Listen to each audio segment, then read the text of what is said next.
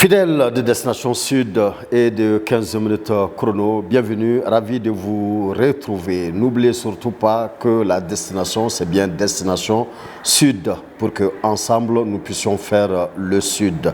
Et comme vous le savez, sur cette plateforme de Destination Sud, vous avez votre magazine préféré, 15 minutes chrono, qu'on peut appeler 15 minutes d'intense échange avec notre entrepreneur maison, Dr Bakary Toumagnon. Nous vous le rappellerons à chaque fois, il est le fondateur de Toumagnon Consulting Management ou Toumagnon Management Consulting qu'on appelle TMC Consulting. Il est le fondateur également de l'EHSP, École des hautes études en santé publique, promoteur de Toumagnon Collège, Toumagnon Académie, avec son ami, son frère, son partenaire Ali Badiaga, promoteur également de Destination Sud, qui est un projet, un savant mélange de tourisme, d'immobilier et d'agro-business. Tout au long de 15 minutes chrono et de séquence en séquence, nous allons échanger avec lui sur ce que c'est que d'entreprendre. Aujourd'hui, avec lui, nous allons parler des étapes les plus importantes quand il s'agit d'entreprendre, mais aussi dans le Sud, l'accent doit être mis sur laquelle ou lesquelles de ces étapes avec notre invité de tous les jours, Dr Bakary Toumagnon. Bonjour. Bonjour Robert Dissa, merci de m'avoir invité. Et merci à vous d'être là toujours avec nous et de répondre à nos questions pour le bien de nos followers. Merci beaucoup. Merci. Alors docteur, aujourd'hui nous allons parler d'entreprendre comme toujours d'ailleurs, mais là aujourd'hui nous allons parler des étapes les plus importantes quand il s'agit d'entreprendre. Merci Dissa et merci pour cette question. Quand on décide d'entreprendre, quand on décide d'enseigner le management d'entreprise, j'ai remarqué que dans nos entreprises, dans les universités, dans les écoles de commerce, on enseigne le management d'entreprise avec une approche linéaire, mécanique. Mais la vie elle-même n'est ni linéaire ni mécanique. Par exemple, on va dire qu'une entreprise commence par une idée. C'est vrai. Mais quand vous regardez, il y a ce qu'on appelle les inducteurs d'idées. Qu'est-ce qui fait qu'un entrepreneur va décider de se lancer dans le tourisme, dans l'agrobusiness, dans les services, etc. C'est ça qu'on appelle les inducteurs d'idées, les inducteurs d'entreprise. Ce qui se passe, un entrepreneur est dans un monde, il est dans un milieu social. Soit l'idée d'entreprise vient d'un constat, d'une insatisfaction, d'un manque ou d'une idée d'amélioration d'un service ou d'un produit.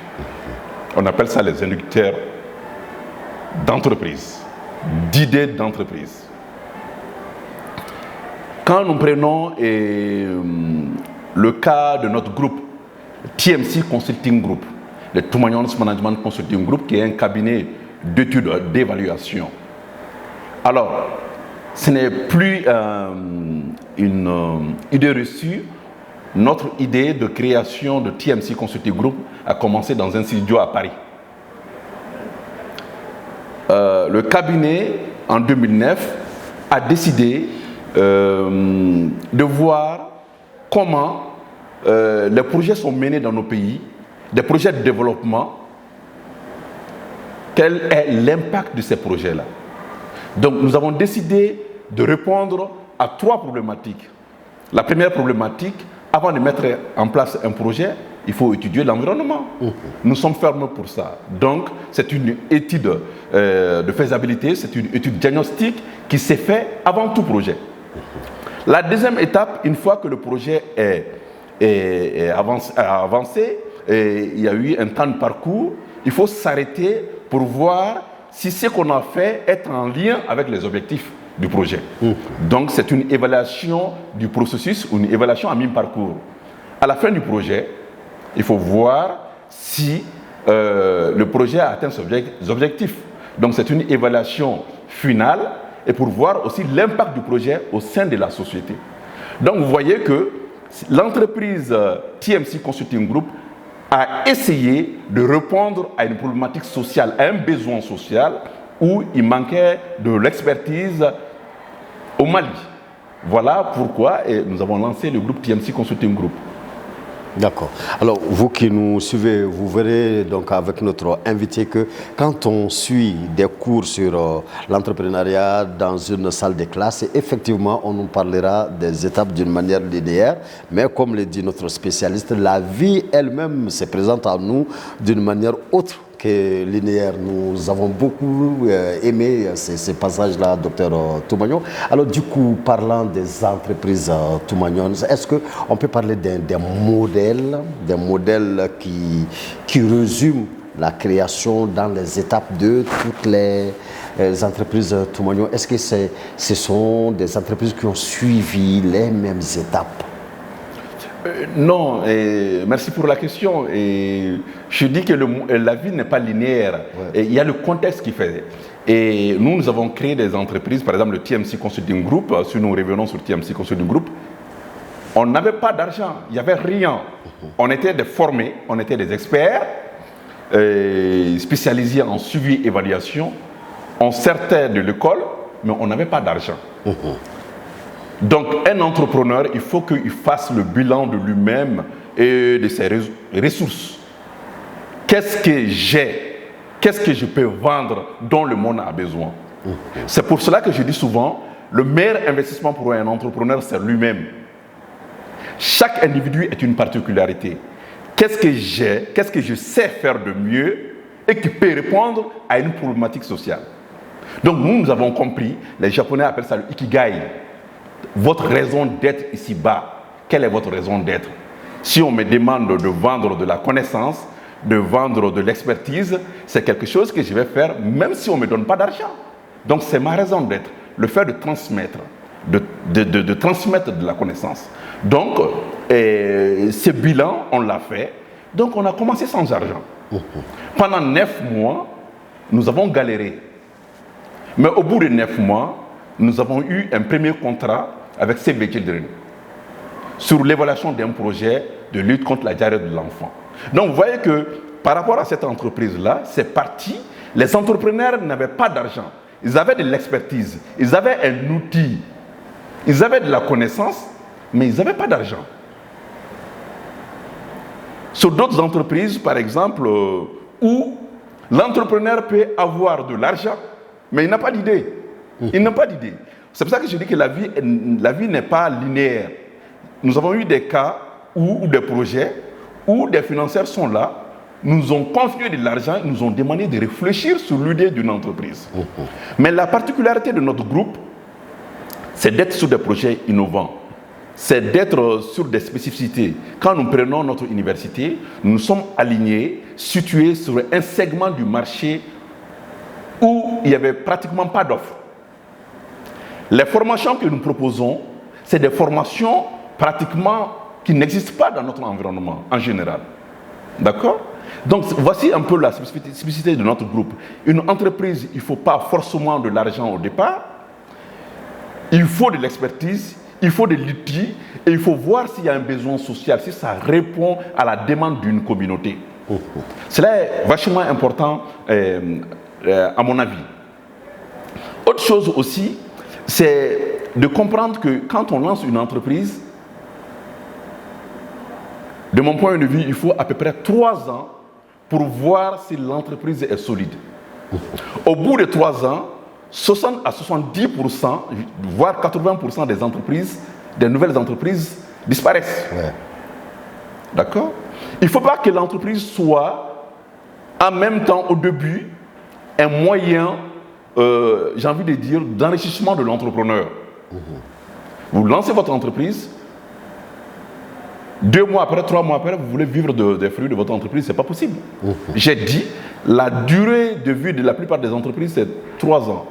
De mon point de vue, quand une entreprise dépasse les stades de 3 ans, l'entreprise commence à sortir la tête de l'eau. Et ça, c'est statistiquement vrai. D'accord. Alors nous voyons dans le Sud un type spécifique de financement d'entreprise qui consiste à ce qu'un papa qui a eu à économiser de l'argent, voyant son fils devenu adulte ou majeur, alors appelle son fils, ok fiston, qu'est-ce que tu veux faire? Le fiston dit, bon, moi je veux vendre par exemple les pièces de rechange de voiture, ok, tiens 10 millions, on va te débrouiller. Ou alors, fiston, qu'est-ce que tu veux faire? Je veux faire de l'agriculture. Ou un grand frère qui appelle le petit frère depuis le village, il le fait venir en milieu urbain, lui demande qu'est-ce que tu veux faire. La société est contente qu'il a aidé le fiston ou bien qu'il a aidé le petit frère, sauf qu'au bout de 2 ans, 3 ans, comme vous le dites, on voit que 10 millions, 15 millions, ça n'aura pas servi à grand-chose finalement. Alors quel est votre regard sur ce type de financement qu'on a dans le Sud qui consiste à appeler X ou Y, lui demander qu'est-ce qu'il veut faire et lui donner tout cet argent qu'il le fasse?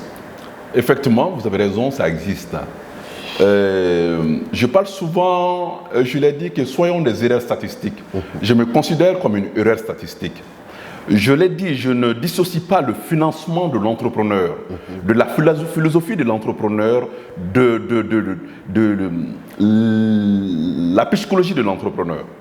L'entrepreneur, c'est quelqu'un qui a fait son bilan, je répète, il a fait son bilan. Il est lui-même. Ce que certains appellent, il a décidé de devenir lui-même. Et si on décide de devenir soi, on sait qu'on est, on sait de quoi on est capable, on connaît nos propres limites et en réalité, on a compris qu'est-ce qu'on peut faire sans compter son temps. L'entrepreneur, il n'est ni son père ni sa maman. C'est-à-dire qu'il est lui-même. Il ne représente pas ses parents. Il ne représente pas le milieu social dans lequel il est. Donc s'il décide de suivre un projet financé, pensé par une autre personne, ce n'est pas un projet qu'il a porté lui. Donc il y a de fortes chances que ce projet échoue. Et pourtant, quand le projet vient de l'entrepreneur, il dort avec, il se lève avec le projet, il est omnibulé par ce projet-là. Donc cela veut dire qu'il ne va pas compter son temps, il ne va pas compter son investissement. Et à force de faire, on arrive à dépasser les limites. Les Bambana disent, à force de faire, on arrive à laisser une trace. C'est cela en Bambana. Donc c'est cela. Donc il faut que le projet soit quelque chose qui vient de l'entrepreneur. On a vu beaucoup d'entreprises lancées par des entrepreneurs où le financement venait du papa ou d'un oncle ou d'un ministre pour ouvrir un marché. Donc son neveu et son frère ouvrent une entreprise. Moi, j'appelle ça, c'est des entreprises qui ne sont pas ancrées, qui n'ont pas trouvé leur marché. Bien sûr, il y a eu une opportunité, mais ça va durer le mandat du ministre en question ou du directeur national en question. Une fois qu'il n'est plus à son poste, il n'y a pas de marché. Est-ce que notre entreprise répond à un marché? Est-ce que nous sommes engagés? Est-ce que nous répondons à un besoin social, à une préoccupation sociale? D'accord. Toujours, vous êtes sur 15 minutes chrono et dans Destination Sud. Aujourd'hui, nous parlons d'entreprendre, comme toujours d'ailleurs, mais aujourd'hui, nous parlons des étapes qu'il faut respecter quand on entreprend. Avec notre invité, on sait tout de suite une chose, c'est que la vie réelle ne se présente pas sous forme d'étapes forcément linéaires. Les étapes sont sinusoïdales d'une certaine manière quand on est dans la vie réelle, contrairement dans une classe où on vous dit il faut commencer par ci, suivi de par là, ainsi de suite. Mais dans la vie, les choses se présentent différemment. Donc, si bien que, justement, Dr Toumagnon, il ne nous reste plus qu'une seule minute. Alors, une minute pour nous dire, dans le Sud, nous qui entreprenons, quelle étape quand même si ça ne vient pas de façon linéaire, mais quelle est l'étape à ne surtout pas, du tout, sauter quand on veut bien réussir une entreprise? Comme conseil de la fin. Comme conclusion, il n'y en a pas vraiment, mais dire 2 mots. Et il faudra savoir que 60 à 70% de la population sahélienne africaine des pays du Sud sont des entrepreneurs. Informels peut-être. Ouais. La maman qui vend de l'arachide, l'oncle qui répare les pneus, le petit frère qui fait le maçon, etc. Donc les entrepreneurs, contrairement à une idée reçue, les entrepreneurs et les Africains sont des entrepreneurs dans l'âme. Tout à fait. Certes, ce n'est pas une entreprise structurée, pensée formelle. Ce qui manque aux entrepreneurs, et s'il y a une leçon à tirer, il faut que l'entreprise soit structurée, ça soit pensé. Il faut que les entrepreneurs ou les jeunes qui veulent se lancer dans l'entrepreneuriat portent leur projet. Si vous n'êtes pas convaincu par votre projet, vous n'arriverez jamais à convaincre une autre personne. Si vous ne portez pas votre projet, vous ne pouvez pas convaincre, donc vous ne pouvez pas vendre. Cela est vachement important. Donc l'entrepreneur, c'est quelqu'un qui a compris qu'il est au début et à la fin du projet. Ne lancez jamais une entreprise si vous ne pouvez pas assurer le suivi de l'entreprise. Merci, Bakary Toumani, d'avoir Je vous remercie.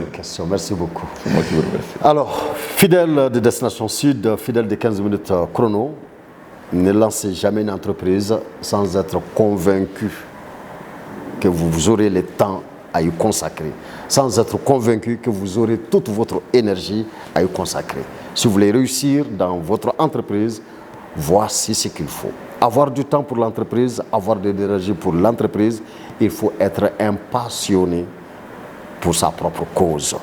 Nous nous donnons rendez-vous donc à très bientôt. Merci d'avoir suivi ce 15 minutes chrono. À tout de suite.